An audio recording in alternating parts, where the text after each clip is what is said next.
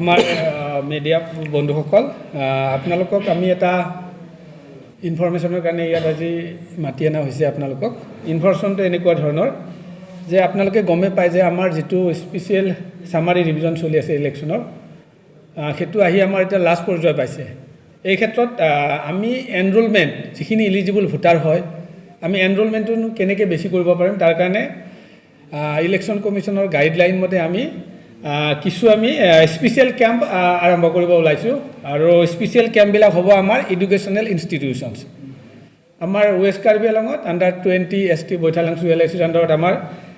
9খন আমি ইনষ্টিটিউশন হাই সেকেন্ডাৰী আৰু কলেজত আমি লৈছো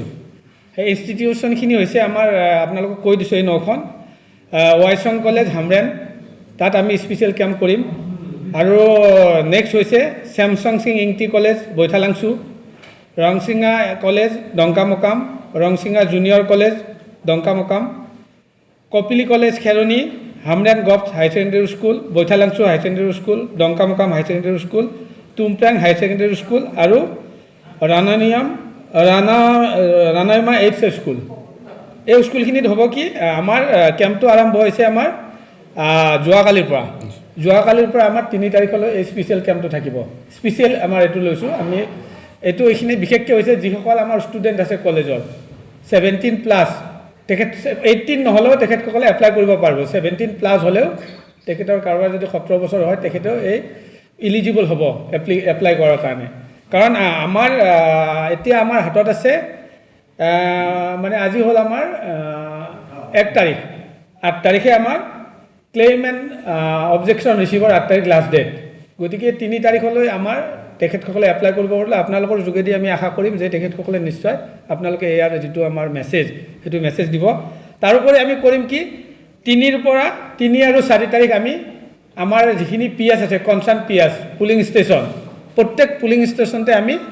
ক্লেইম অবজেকশন বা তেনেকুৱা ধৰণৰ কোনবা নিউ ভোটাৰে যদি এপ্লাই কৰিব বুজে 3-4 তাৰিখে আমাৰ বিএলও সকলে কনসাৰ্ন পিএছত আমাৰ মানে ক্যান্ডিডেট এলিজিবল ভোটাৰৰ পৰা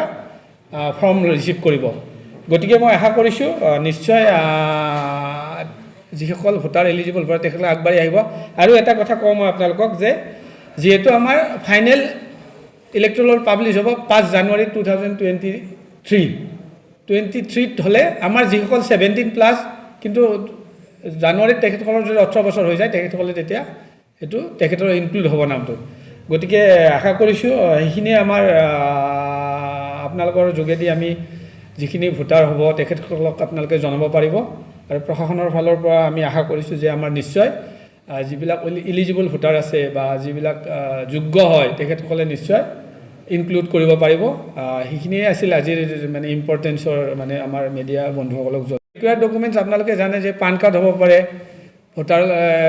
দ্যাট মিন্স ড্ৰাইভিং লাইসেন্স হ'ব পাৰে স্কুল সাৰ্টিফিকেট হ'ব পাৰে যিকোনো আৰু যদি নিউ ভোটাৰ হয় দেউতাকৰ লগত লিংকেজ এটা আনিলে হৈ যাব তেনেকুৱা ধৰণৰ ভ্যাৰাইটি অফ ডকুমেন্ট আছে অলৰেডি আমাৰ